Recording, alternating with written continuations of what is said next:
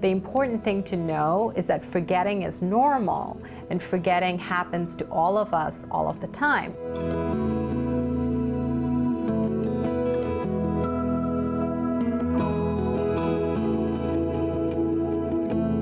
All of us are going to forget all of the time. Forgetting is an incessant, constant process. To remember something, usually we have to do it actively. And when we're stressed, or if we're at an interview or during an exam, it's very common that we're going to forget something because we're anxious. So really, the important thing to know is that forgetting is normal, and forgetting happens to all of us all of the time.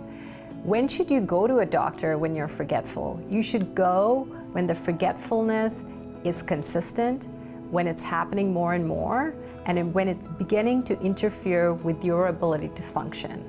When you no longer can keep appointments because you're forgetting so much, or when you're having trouble finding words because you can't retrieve the words, or if you can't come back into your home one too many times because you've lost your car keys or your house keys again, then you should probably go have it checked out. There are so many different ways that forgetfulness can be treated. Most of us are afraid to look into why we're forgetting because we're worried we're going to find out something horrible is going on, like a dementia, which is what most of us are worried about as we get older.